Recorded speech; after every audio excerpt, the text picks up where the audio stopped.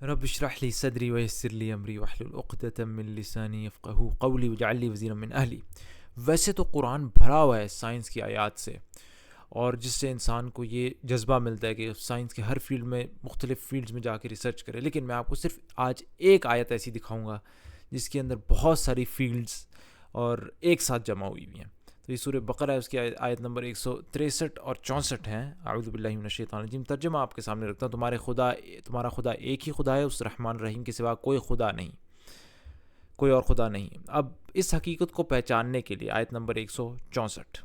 اس حقیقت کو پہچاننے کے لیے اگر کوئی نشانی اور علامت درکار ہے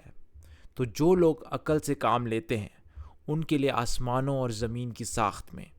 رات اور دن کے پہم ایک دوسرے کے بعد آنے میں، ان کشتیوں میں جو انسان کے نفع کی چیزیں لیے ہوئے دریاؤں اور سمندروں میں چلتی پھرتی ہے، بارش کے اس پانی میں جسے اللہ اوپر سے برساتا ہے اور پھر اس کے ذریعے سے زمین کو زندگی بخشتا ہے، اور اپنے اسی انتظام کی بدولت زمین میں ہر قسم کی جاندار مخلوق کو پھیلاتا ہے، ہواؤں کی گردش میں اور ان بادلوں میں جو آسمان اور زمین کے درمیان تابع فرمان بنا کر رکھے گئے ہیں، بے شمار نشانیاں ہیں۔ سبحان اللہ۔ اب آپ دیکھیں اس ایک آیت میں اتنی ساری سائنس کی فیلڈز کے اندر ریسرچ کرنے کو، ان میں غور و فکر کرنے کو ابھارا گیا ہے۔ آپ دیکھ لیں کس طریقے سے پہلی آیت سٹارٹ ہوتی ہے کہ ان کے لیے آسمانوں میں، ایسٹرونومی، اس علم الفلکیات، انسان آسمانوں کے اندر غور و فکر کرے اور ریسرچ کرے، اور زمین کی ساخت میں جیولوجی، جیو سائنس، زمین کا جو علم ہے، رات اور دن کے پہم ایک دوسرے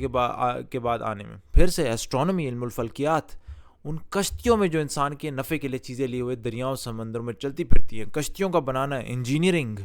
اور دریاؤں اور سمندروں کے اندر پھیلا علم السمندریات، یہ جو اوشینوگرافی جو ہے، اوشنز کو اسٹڈی کرنا، اس کے اندر ریسرچ کرنا، اور پھر ان کے اندر سامان لیے ہوئے پھرنا، یہ انسان کو، مسلمانوں کو اس بات پر بھی ابھار رہی ہیں کہ سمندر کے ذریعے اور تجارت کرنا، جنرلی تجارت کرنے پہ بھی ابھار رہی ہیں۔ پھر بارش کے اس پانی میں جسے اللہ نے اوپر سے برساتا ہے، پھر اس کے ذریعے زندگی کو بخشتا ہے، تو پھر میٹیورولوجی، علم موسمیات، اس کے اندر ریسرچ کرنا، پھر زمین کو زندگی بخشتا ہے، ایگریکلچر پر بھی ابھار رہی ہیں، اور پھر ایگریکلچر کے اندر ریسرچ کرنا، سبحان اللہ، زراعت کے اندر جا کے ریسرچ کرنا، اور باٹنی، پلانٹس کے اندر، علم النباتات، اس کے اندر ریسرچ کرنا، ہر پلانٹ کے اندر مختلف ریسرچ کرنا، پھر اپنے اسی انتظام کی بدولت زمین میں ہر قسم کی جاندار مخلوق کو پھیلاتا ہے، علم حیوانات، زوالوجی، مختلف اللہ کی جاندار مخلوقات کو اسٹڈی کرنا، ریسرچ کرنا، اس کے اندر غور و فکر کرنا، اتنی ساری سائنٹیفک ریسرچ ایک آیت کے اندر جمع، پھر ہواؤں کی گردش میں، پھر میٹیورولوجی، علم موسمیات، اور ان بادلوں میں جو آسمان زمین کے درمیان تابع فرمان رکھیں گے۔ سبحان اللہ۔ آپ دیکھیں ایک آیت ہے لیکن اتنی ساری سائنٹیفک ریسرچ اس ایک آیت کے اندر مرکوز ہے۔ قرآن کے بالکل تقریباً شروع کی طرف ہی ہے، سورہ نمبر 2 سورہ بقرہ کے اندر ہے، لیکن مختلف قسم کی سائنسز کو ریسرچ کرنا، اس کے اندر غور و فکر کرنا، اس کے اندر ہمیں ایک آیت کے اندر ابھارا گیا۔ سبحان اللہ۔ یہ مسلمانوں کو کتنا سائنٹیفک اور ریسرچ اورینٹڈ ہونا چاہیے،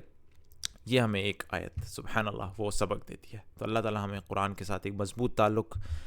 عطا فرمائے، اور اس امت کو ایک سائنٹیفک